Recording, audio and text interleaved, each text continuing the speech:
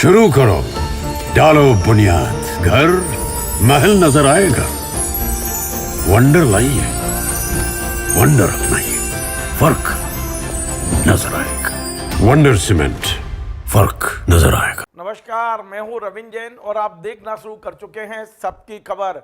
आज हम भारत और पाकिस्तान में जिस तरह का तनाव चल रहा है, इसे लेकर एक बेहद महत्वपूर्ण मुद्दे पर बात कर रहे हैं।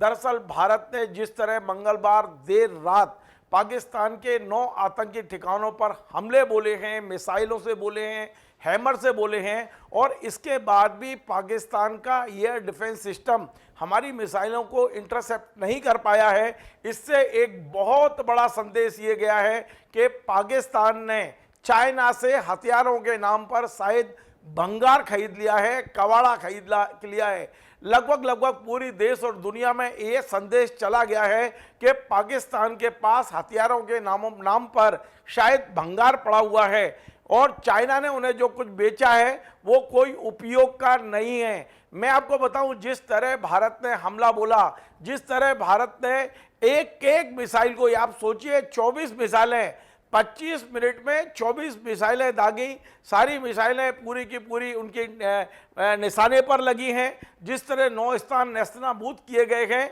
उसके बाद अब पाकिस्तान की पतलून गीली है। गीली इसलिए है कि अब भारत कभी भी उनके रक्षा संस्थानों पे हमला कर सकता है, उनके परमाणु ठिकानों पे हमला कर सकता है, उनके बांधों पे कर सकता है, वाटर बॉडीज पे हमला कर सकता है, उनके विमानतलों पे हमला कर सकता है। यानी अब भारत की जो शक्ति है, पाकिस्तान का एक एक हिस्सा भारत की पहुंच में है। जिस दिन भारत में बैठे हुए एक भी हमारे सैनिक को आदेश होगा, बटन दबाएंगे और पाकिस्तान की किसी भी चीज को यहीं से उड़ा सकते हैं, नेस्तनाबूद कर सकते हैं। क्योंकि एक संदेश साफ आ गया है, पाकिस्तान का एयर डिफेंस सिस्टम फेल है, जो उन्होंने अरबों डॉलर देकर चाइना से खरीदा था। हमारे पास भी एयर डिफेंस सिस्टम है जो हमने इजराइल से खरीदा है। हमारे हथियार और हमारे जो तमाम जो फाइटर प्लेन है, या तो फ्रांस से लिए हैं, रसिया से लिए हैं, यूरोप से लिए हैं। हमारी जो शक्ति है आज पूरी दुनिया ने देखी है। क्या वाकई पाकिस्तान के ये तमाम ठिकाने भारत की जद में आ चुके हैं? इस महत्वपूर्ण मुद्दे पर आज मैं बात करूंगा मध्य प्रदेश के वरिष्ठ पत्रकार और इन तमाम सारी चीज़ों के विशेषज्ञ प्रकाश हिंदुस्तानी जी से। प्रकाश हिंदुस्तानी जी इंदौर से हमसे जुड़ रहे हैं और मैं सीधा उनसे चर्चा करता हूं कि क्या वाकई एक छुपा हुआ संदेश, जिस पर आज ना मीडिया बात कर रहा है, न रक्षा विशेषज्ञ बात कर रहे हैं, लेकिन हमें जो दिख रहा है हम उस पर बात करने की कोशिश कर रहे हैं। प्रकाश जी, आपका बहुत बहुत स्वागत है। क्या मेरी आवाज आप तक पहुंच रही है? जी हाँ, धन्यवाद, आपकी आवाज पहुंच रही है। प्रकाश जी, मैंने जो भूमिका बनाई है अपने इस कार्यक्रम की, आप समझ सकते हैं कि भारत ने एयर डिफेंस सिस्टम खरीदा है इजराइल से, और वो इतना मजबूत है कि एक भी मिसाइल पाकिस्तान की इधर आती है उसको गिरा दिया जाएगा तत्काल। वो पूरा एक्टिव है। लेकिन पाकिस्तान का एयर डिफेंस सिस्टम जो है, जो चाइना से खरीदा है, लगता है वो भंगार साबित हुआ। क्योंकि 25 मिनट में 24 मिसाइलें दागी गई और 24 की 24 मिसाइलें अपने सटीक निशाने पर पहुंचकर तमाम आतंकी अड्डों को नेस्तनाबूद कर दिया गया है।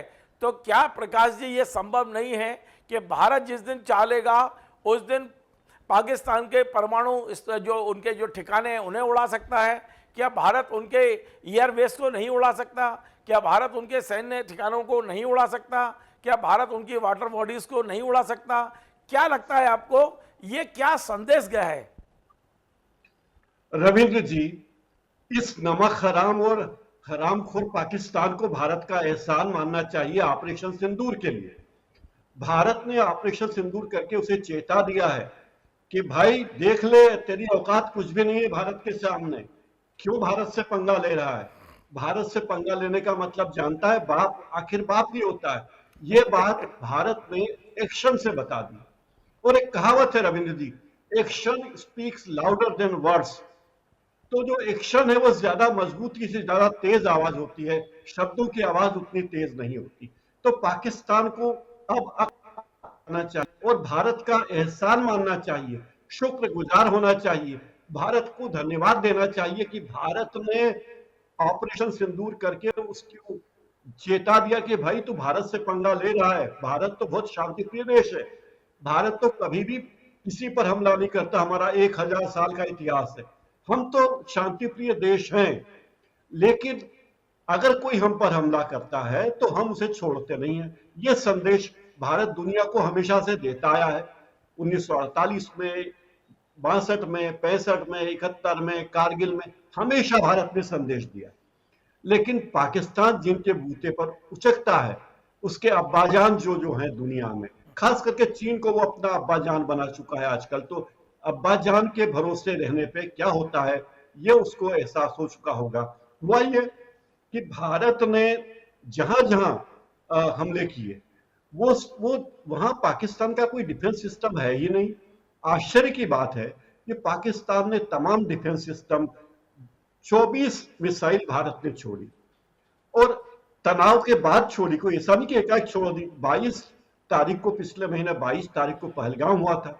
हमारे प्रधानमंत्री साफ साफ कह चुके हैं कि हम जवाब देंगे, आतंक का जवाब देंगे, और पाकिस्तान के नेता बयानबाजी करते रहे, लेकिन किसी भी हमले के जवाब में वो कुछ कर नहीं पाए, क्योंकि उनकी एक भी मिसाइल को उनकी सेना इंटरसेप्ट नहीं कर पाई। जबकि उसके पास चीन की सबसे महंगी रक्षा प्रणालियां उसने ले रखी है। एक है HQ-9/P, इसकी रेंज 125 से 250 किलोमीटर की रेंज उसकी है।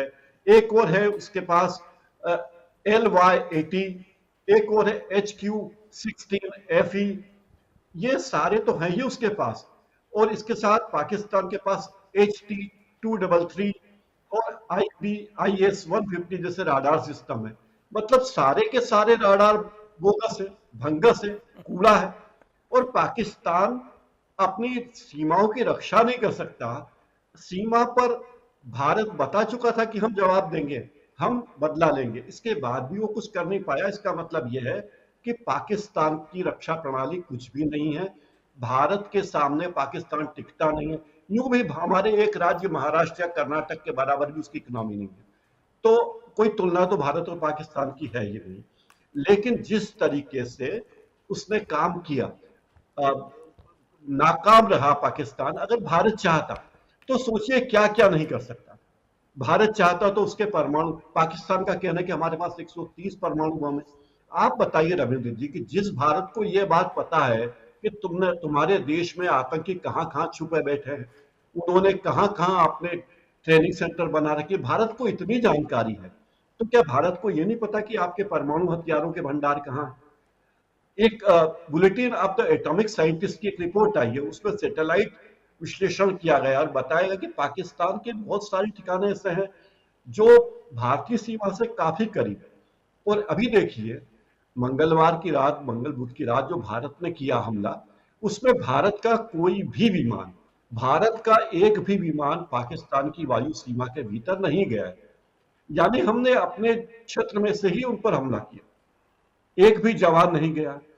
तो जिस पाकिस्तान को यह बड़ा भ्रम है कि हमारे पास बाबर और गजनबी जैसी मिसाइल है, एग्रो गैरिसन मिसाइल है, भारत चाहता तो वहां हमला कर देता। भारत चाहता तो पंजाब के गुजरावाला में लगा हुआ हमारी सीमा के करीब है, वहां पाकिस्तान क्या कर लेता, वहां पे परमाणु ठिकाने बना रखे पाकिस्तान ने, उनको भारत ठिकाने लगा देता। बलूचिस्तान में खुजदार नाम की एक जगह है, ये भारत की सीमा से थोड़ा दूर है, 220 किलोमीटर है, लेकिन भारत के पास ऐसी ऐसी मिसाइलें हैं जो 400-500 किलोमीटर तक तो बड़े आराम से हमला कर सकती हैं। तो भारत ने वहां हमला नहीं किया। भारत चाहता तो पानो-अकील एक सैनिक ठिकाना है, बहुत महत्वपूर्ण है, जहां शाहीन 2 रखी गई है और बहुत मिसाइलें रखी। पूरी दुनिया को पता है मैं कोई जासूस नहीं हूं, मैं कोई जेम्स बॉन्ड नहीं हूं। तो हमारी सेना को तो पता है कि उनकी मिसाइलों की क्या औकात है। भारत को पता है कि सरगोधा में जो परमाणु कार्यक्रम पाकिस्तान चला रहा है, वहां किराना हिल्स में विशाल सैन्य परिसर है, वहां 10 transporter erector launcher TEL garage है। भारत को पता है, चाहता तो वहां उड़ा देता। भारत चाहता तो मसरूर एयरबेस जो कराची के बाहर है, उस एयरबेस जो परमाणु हथियारों से लेस है, वहां मिराज 3, मिराज 5 वगैरह रखे हैं, भारत चाहता तो वहां उड़ा देता। भारत चाहता तो राफी की एयरबेस को उड़ा देता, जो पाकिस्तान की वायुसेना का ठिकाना है, जहां से लेस होकर पाकिस्तान के लड़ाकू विमान उड़ सकते हैं, ये उड़ सकते हैं ये भी मैं नहीं कहता कि उनके पास परमाणु हथियार होंगे ही। पाकिस्तान का कोई भरोसा नहीं कि 130 का दावा करता है, हो सकता है कि वो सुतली बम हो, कोई भरोसा नहीं। भारत चाहता तो सोनमियानी नेवल बेस पे हमला कर सकता था, जो बलूचिस्तान का नौसैनिक अड्डा है, बहुत महत्वपूर्ण अड्डा है। भारत चाहता तो रास कुल हिस्न और चगाई में हमला कर सकता था। चगाई वो जगह है जहां पाकिस्तान का कहना है कि 1991 में उसने परमाणु परीक्षण किए थे। और रास को हिल्स में बहुत सारी भूमिगत सुविधाएं हो सकती है। खारद का रेगिस्तान बलूचिस्तान का एक ऐसा क्षेत्र है जहां पाकिस्तान परमाणु परीक्षण करने का दावा करता रहा है, वो भी भारत के निशाने पर था। तो भारत के पास तो इतने परमाणु बम हैं, इतने हथियार हैं, ये बोलने की जरूरत नहीं है कि वो हथियार लेकर हमारी मिसाइलें जाती, 8-9 भंडार 10 भंडारों को देखते देखते आधे घंटे में चकनाचूर कर देती। और भारतीय सीमा के पास जो पाकिस्तान ने 4-5 ठिकाने लगा रखी भारत को निशाना बनाने के लिए, वहां नज्र है, बाबर, गजनवी, शाहीन वन, ये सब भारत के सीमा पे तैनात है। और भारत ने उनमें से किसी भी मिसाइल अड्डे को, किसी भी सैनिक अड्डे को निशाना नहीं बनाया। अगर भारत बना देता तो पाकिस्तान के अब्बा हुजूर भी कुछ नहीं कर पाते, लेकिन भारत ने ऐसा नहीं किया। परमाणु हथियारों का एक जखीरा पाकिस्तान में कहूटा के पास बताया जाता है। कहूटा रिसर्च लेबोरेटरी है, KRL। पाकिस्तान का कहना है कि यहां बहुत सारे परमाणु कार्यक्रम करते हैं, वहां भारत ने कुछ भी नहीं किया। ऐसे एक जगह है चश्मा खुशाब, पंजाब में स्थित एक जगह है। जब भारत को इतनी चीजें पता है, भारत को यह पता है कि आपने कहां कहां आतंकियों को ट्रेनिंग सेंटर दे रखे हैं, किन किन मदरसों में आपने आतंकियों को शरण दे रखी है, आपके नेता कब कहां मिलते हैं और इमरान खान से जेल में कौन सा मेजर प्रेम संबंध बनाता, भारत को तो सब बातें पता है। हमारे यहाँ मीडिया में भी आई है, कोई गोपनीय बात नहीं। तो भारत चाहता तो उन सब ठिकानों पे हमला करता, पाकिस्तान को सचमुच नेस्तनाबूद कर देता। लेकिन भारत की स्थिति कभी भी, भारत की नीति रही है, 1000 साल के इतिहास में भारत ने कभी किसी पर हमला नहीं किया। एक नज्म है जिसके 2 लाइन है रविंद्र जी, हम अमन चाहते हैं, हम अमन चाहते हैं मगर जुल्म के खिलाफ, गर जंग लाजमी है तो फिर जंग ही सही। भारत ने कभी जंग छेड़ी नहीं, लेकिन पाकिस्तान ने, चीन ने, जिसने भी हम पर जंग छेड़ी, भारत ने उसका करारा जवाब दिया है। और ऐसा जवाब दिया है कि उनकी पीढ़ियां भारत को याद कर रही हैं। चीन के बारे में भी कहूंगा कि चीन भी भारत से बहुत सतर्क है, भारत से बहुत खौफ खाता है, क्योंकि हथियारों के नाम पर जो भंगार उसने इकट्ठा कर रखा है, जो भंगार का प्रोटेक्शन करता है, किसी भी चीनी सामान की कोई गारंटी नहीं है, रक्षा सामग्री की भी गारंटी नहीं है। रविंद्र जी, देखिए प्रकाश जी, एक बड़ा महत्वपूर्ण सवाल मैं आपसे पूछना चाहता हूं कि जब पाकिस्तान पर भारत ने मिसाइलें गिराई और एक तरह से पाकिस्तान गंभीर संकट में आया, तब पाकिस्तान को क्या ये एहसास हो गया है कि उसने एयर डिफेंस सिस्टम के नाम से कबाड़ा खरीद लिया है? क्या उसको ये एहसास हो गया है कि हथियार सप्लाई के नाम से चीन ने उसके साथ धोखा कर दिया है? क्या चीन से वाकई आज पाकिस्तान ठगा हुआ महसूस कर रहा है? मेरा सीधा सवाल है कि क्या अब पाकिस्तान चाइना पे भरोसा कर सकता है, उनके हथियारों पे भरोसा कर सकता है? रविंद्र जी, चीन ने अपने भारत के आसपास के तमाम देशों को उधार दे देकर उनके जोरुएं गिरवी रख रखी हैं। मैं जोरू शब्द कह रहा हूं, बुरा मत मानना। श्रीलंका को देखिए, श्रीलंका के बंदरगाह को उसने ले रखा है। नेपाल को देखिए, बांग्लादेश को देखिए, अफगानिस्तान को देखिए, जहां जहां मलेशिया, मैंने मलेशिया गया था, मैंने वहां भी देखा उनका उन्होंने इतना पैसा, जी इतना पैसा उन्होंने बाजार में इन्वेस्ट कर रखा है, भारत के पड़ोसियों में को दे रखा है उधार, कि भाई अब तो आप हम जो कहेंगे वही करना होगा। श्रीलंका का जो बंदरगाह है, जो सामान लाने ले जाने वाला बंदरगाह, उस बंदरगाह को चीन ने 99 साल की लीज पे लिया। फिर कहा कि हम 99 नहीं, 198 साल की लीज पे लेंगे। 198 साल की लीज पे लिए, जो भारत से 12 किलोमीटर दूर है। और उसने वहां पर, चीन ने अपनी सैनिक अड्डा बना दिया। और श्रीलंका कुछ भी नहीं कर पा रहा है। पाकिस्तान की कोई आवाज नहीं है। बिल्ट जो रोड बना रहा है चीन, उसमें पाकिस्तान से होकर करीब 3000 किलोमीटर से लंबा रोड बना रहा है, उसमें भी पाकिस्तान बिका हुआ है। पाकिस्तान मुस्लिम देश बना इसलिए कि उसे मुस्लिम देशों से भीख की आशा थी। इसके पुराने प्रधानमंत्री थे, वो हमेशा कहते थे कि पाकिस्तान के प्रधानमंत्री का एक काम है संसद में आना और कटोरा लेकर दुनिया के सामने जाना। अब जो प्रधानमंत्री बने हैं वो ये कहते हैं कि साहब हमने कटोरा फेंक दिया है, क्योंकि उन्होंने गुलामी लिख दी है। और अभी भी आप देखिए जिस तरह तुर्की के आगे, इजिप्ट के आगे, मुस्लिम देशों के संगठन के सामने पाकिस्तान गिड़गिड़ा रहा है, उससे पाकिस्तान के लोगों का सम्मान, आत्मसम्मान गया गुजरा है। भारत पाकिस्तान एक साथ बने थे, आधे घंटे के अंतर पे बने थे, और पाकिस्तान कहां पहुंच गया, और पाकिस्तान को इसकी शर्म भी नहीं है। इसके अलावा एक और बात है, जो सवाल आपने पूछा उसका जवाब एक ये भी है रविंद्र जी, कि पाकिस्तान के पास करने के लिए कुछ है ही नहीं। उनके पास जो संसाधन है सब उन्होंने दूसरों को दे रखे हैं, और सेना का इतना कब्जा है वहां कि वहां के प्रधानमंत्री की, वहां के राष्ट्रपति की, गृह मंत्री की कोई औकात नहीं है। वहां की सेना जिसे डिक्टेट करती है वो उन्हें करना है। वहां की सेना धंधा करती है रविंद्र जी, आपको आश्चर्य होगा, वहां की सेना का अपना बिजनेस है। और वहां के जो भी सैनिक अधिकारी मैंने प्रकाश जी यहाँ तक सुना है कि वहां की सेना पूरी दुनिया में जो नशीले पदार्थ है उसका व्यवसाय पूरा सबसे बड़ा काम जो नशीले पदार्थों का पूरी दुनिया में है वो पाकिस्तानी सेना कर रही है और वहां से पैसा कमा रही है, क्योंकि उस पैसे से उन्हें हथियार खरीदने हैं और भारत के खिलाफ अभियान चलाना है। और वहां के नेताओं को एक ही काम है कि जैसे भुट्टो साहब हुए थे, बेनजीर के अब्बा, वो बोलते थे कि शिमला समझौते के पहले उन्होंने कहा था कि पाकिस्तान 1000 साल तक लड़ेगा। अरे भाई 1000 साल की बात कर रहे हो, 25 मिनट में तो टेबल गए, कोई प्रतिकार करने की हिम्मत नहीं हुई आपकी, क्योंकि आप गलत थे। और भारत ने केवल ये चेताया है कि भाई आप गलत कर रहे हो। आपने देखा होगा कि जब कोई छोटा बच्चा बार बार गलती करता था, आप उसे एक थप्पड़ मार देते हैं कोई भी आदमी, तो भारत ने केवल एक थप्पड़ मारा कि बेटा सुधर जा, माजने से रहे। और हमारे हित में यह है रविंद्र जी, पूरी दुनिया में आप देखिए जो देश संपन्न देश है उनके पास भी संपन्न देश है। तो हमारा हित, मैंने एक लेख लिखा था उसमें यही लिखा था कि हमारे हित में है एक लोकतांत्रिक और संपन्न पाकिस्तान। हम नहीं चाहते कि पाकिस्तान भिखमंगा देश रहे, क्योंकि देखिए अगर आपकी कोठी हो रविंद्र जी, भोपाल में बड़े शानदार कोठी हो, वो चारों तरफ झोपड़पट्टी हो, तो आपको कोठी में रहने का मजा नहीं आएगा। आप चाहेंगे कि आपकी झोपड़पट्टी, पड़ोसी झोपड़पट्टी वाला भी 2 रोटी खा ले, उसका भी रोजगार चल जाए। तो भारत भी चाहता है कि पाकिस्तान माजने से रहे, उन्नति करे, हमारे साथ मिलजुल कर रहे। ये तो हम बार बार एक्शन से संदेश देते रहे। हम क्रिकेट खेल लेते हैं, उनकी फिल्में आ जाती हैं, उनके कलाकार आ जाते हैं, क्या पाकिस्तान बदले में हमारे कलाकारों को बुलाता है? नहीं बुलाता। तो भाई आप चाहते हो कि सारा त्याग और बलिदान बड़ा भाई करता रहे और आप बड़े भाई की संपत्ति पे डाका डालने की योजनाएं बनाते रहे। आपने अभी जो सवाल किया उसके कुछ पहलू और हैं।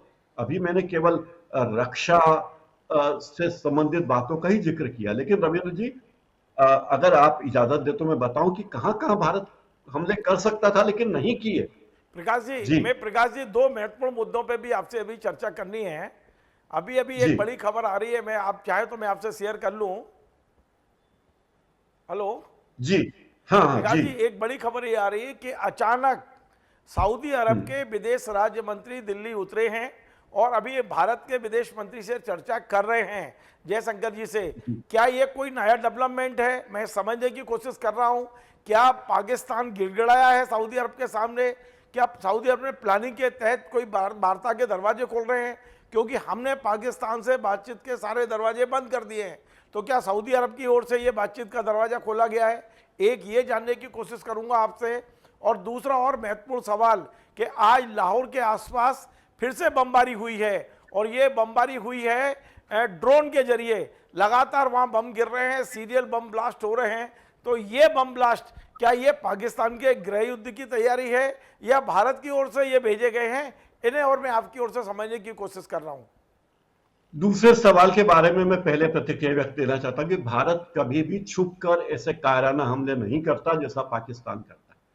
यह पाकिस्तान के आंतरिक विद्रोह है जो पाकिस्तान भुगत रहा है। एक पहला सवाल यह कि जो सऊदी के मंत्री का आगमन हुआ है ये शेड्यूल था और 3 दिन पहले से पता था कि वो आने वाले हैं।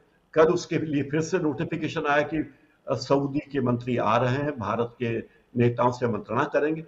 दरअसल सऊदी वो जमींदार है रविंद्र जी, वो जमींदार है जिसके टुकड़ों पर पाकिस्तान पल रहा है। सबसे बड़ी भिक्षा पाकिस्तान को देने वाला सऊदी है। सऊदी के पास बहुत पैसे हैं और उसे भारत से भी उसके संबंध बहुत अच्छे हैं, क्योंकि भारत दुनिया में सबसे बड़ी मुस्लिम आबादी वाला देश है। भारत मुस्लिम देश नहीं है, हिंदू राष्ट्र भी घोषित नहीं है, धर्मनिरपेक्ष देश है, लेकिन भारत में मुस्लिम आबादी दुनिया में सबसे बड़ी या दूसरे नंबर की है, शायद इंडोनेशिया के बाद भारत में सबसे ज्यादा मुस्लिम है। तो भारत में सब लोग मिलजुल कर रहते हैं। ये बात सऊदी अरब को मालूम है। सऊदी अरब को यह भी मालूम है कि अगर भारतीय लोग अपनी वाली पर आ जाएं, भारत अपनी वाली पर आएगा, तो उनके मुस्लिम देशों के संगठन का क्या होगा और पाकिस्तान का क्या होगा। पाकिस्तान हमेशा शिखंडी की तरह कोई ना कोई अपने लिए छुपने की जगह ढूंढना चाहता है, ढूंढता रहता है। उसे सऊदी मिला तो सऊदी के आगे गया, 1971 में उसे अमेरिका मिला था, अमेरिका के आगे। उसे कोई भी मिलता है तो कहता है कि आंटी जी, भैया जी, दादाजी बचाओ, ये मुझे पीट रहा है। ये पाकिस्तान की, मैं बोलचाल की भाषा में बोलूं तो ये उसकी आदत पड़ रही है। लेकिन वो भूल गया कि भाई जो पैसा तू भारत से लड़ने की बात करता है, तू संगठित होकर काम कर, अच्छा काम कर, क्रिएटिव काम कर। भारत हमेशा से समर्थन देता रहा है, भारत ने कभी परेशान करने की कोशिश नहीं की। और भारत का कितना नपा तुला जवाब था कि भाई हम इस पर विचार करेंगे। जब पहलगाम में हुआ तो पाकिस्तान को चाहिए था कि वो अपने यहाँ आतंकवादी कैंपों का सफाया करता, दुनिया को बताता कि कोई आतंकवादी पाकिस्तान से नहीं गया है, अगर वो ऐसा होता तो बताता। लेकिन चूंकि ऐसा था नहीं तो पाकिस्तान बता नहीं सकता था कि हमने आतंकवादी नहीं भेजे, क्योंकि अमेरिका, सीरिया, इजराइल सब जानते हैं कि पाकिस्तान आतंकवाद की नर्सरी है। वहां आतंकवादी को भर्ती किया जाता है और ई से लेकर क्षत्रज्ञ तक सिखाया जाता है, ए से लेकर जेड तक ट्रेनिंग उनको दी जाती है और मरने के लिए पिल्लों को छोड़ दिया जाता है। तो ये जो आतंकवादी पिल्ले आए, अब इसमें यह है कि आप कहेंगे भारत इतना सशक्त है तो आतंकवादियों को क्यों नहीं रोका। अरे भाई, आतंकवादियों को पूरी जिंदगी में एक दफा कामयाब होना है, और हमारी सेनाओं को पूरी जिंदगी 24 घंटे 365 दिन ताउम्र सावधान रहना। तो एक चूक हो गई होगी, बड़ी चूक तो अमेरिका से हुई जब उसके वर्ल्ड ट्रेड सेंटर पर हमला हुआ, तो चूक तो होती है जब बड़ा देश चलता है। लेकिन ऐसे वक्त में जब पूरा देश एक है, भारत पाकिस्तान चाहे तो सीख सकता है हमसे कि हम हर स्थिति में हमें मतभेद चाहे जितने हो, चाहे हम कांग्रेस करें, बीजेपी मार्क्सवादी करें, ओबीसी जी कुछ कहें, लेकिन इस घड़ी में सब एक हैं। तो पाकिस्तान को चाहिए कि वो हमसे नजदीक आए, हमारे हितों की रक्षा पाकिस्तान करे और हमसे आशीर्वाद लेता रहे। लेकिन वो गलत। प्रकाश जी, आपने ये कहा है कि सऊदी अरब के विदेश मंत्री का जो प्रोग्राम था वो शेड्यूल्ड था 3 दिन पहले से। यदि शेड्यूल्ड था और ये पता था कि भी आ रहे हैं, और ये भी संभावना थी कि ये जो पाकिस्तान के साथ तनाव है उसके लेके आ रहे हैं, तो भारत ने उनके आने का इंतजार नहीं किया, उसके पहले ठोक दिया 11 की 11। क्या ये मानते हैं कि भारत को भी पता है कि उनसे चर्चा से पहले हम ऐसा माहौल बनाएं कि फिर समझौते पे हमारा अपर एंड रहे? जी, बिल्कुल सही बात कही आपने रविंद्र जी, बिल्कुल सही पॉइंट कहा।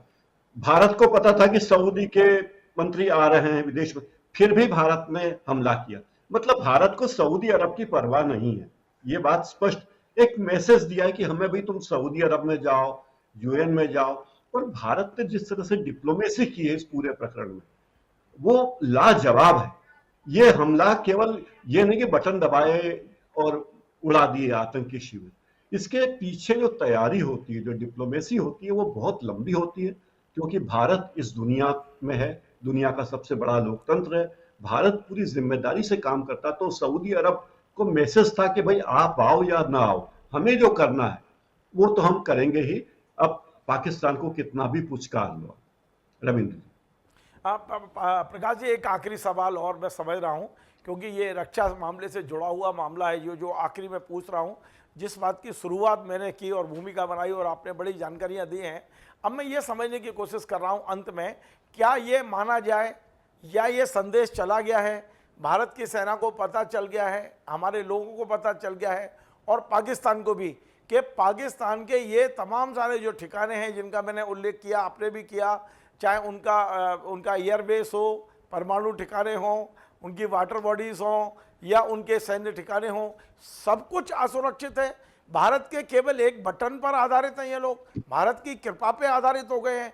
बटन दबेगा और सत्यानाश हो जाएगा इनका।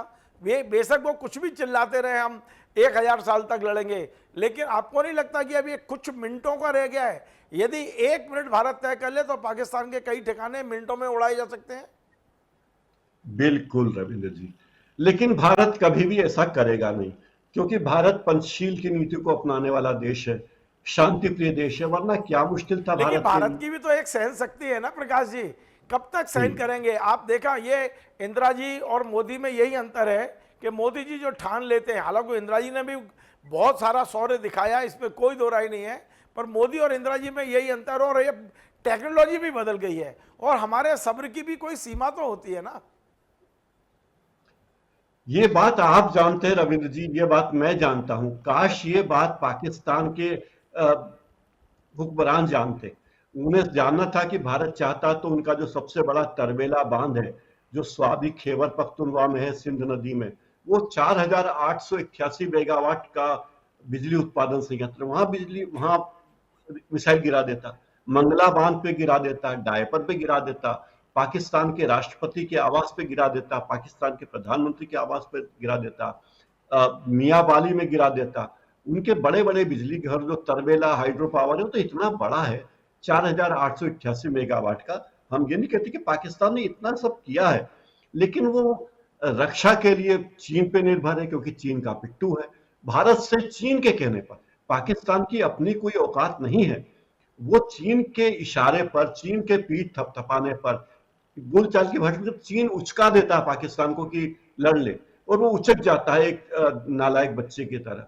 तो उसे सोचना चाहिए कि भाई तुम किससे उलझ रहे हो, तुम्हारे अब्बा हुजूर हैं ये, उनका जरा लिहाज करो।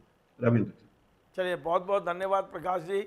आज हमने बेहद महत्वपूर्ण मुद्दों पे बात की, और ये जो पाकिस्तान का एयर डिफेंस सिस्टम है वो पूरी तरह नकारा साबित हुआ है। और जैसा कि मैंने बताया कि ये एयर डिफेंस सिस्टम इन्होंने चाइना से खरीदा है, और चाइना की चीज़ के बारे में भारत जो जिस तरह का मजाक उड़ाता है कि चाइनीज़ आइटम, तो कहीं ना कहीं पाकिस्तान ने इस तरह का चाइनीज़ आइटम खरीदे हैं जो आज पाकिस्तान में रक्षा सुरक्षा के मामले में कबाड़ा यानी भंडार साबित हो रहे, भंगार साबित हो रहे हैं। ये एक तरह का संदेश है, भारत और ज़्यादा मजबूत हो रहा है। पाकिस्तान को एक संदेश चला गया है कि देखिए, हमने केवल आतंकी जो ठिकाने उनको नष्ट किया है, यदि चूर चपड़ की तो अब आप समझ लिए कि आपके तमाम सारे ठिकाने हमारे निशाने पर है। केवल एक बटन के इशारे पर आप बैठे हैं। पाकिस्तान कितना कमज़ोर, भिखमंगा और एक जाहिल देश है, इन चीज़ों से समझ में आता है कि वो लगातार किसी ना किसी देश की ओट में छुपने की कोशिश करता रहता है।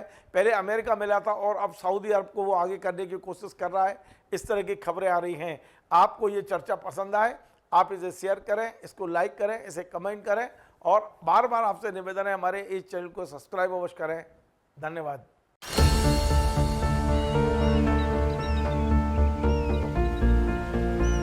जो बनकर मेरा हमसफर आएगा, सिर्फ उसी को फर्क नजर आएगा। शुरू करो, डालो बुनियाद, घर महल नजर आएगा। वंडर लाइए, वंडर अपनाइए, फर्क नजर आएगा। वंडर सीमेंट, फर्क नजर आएगा।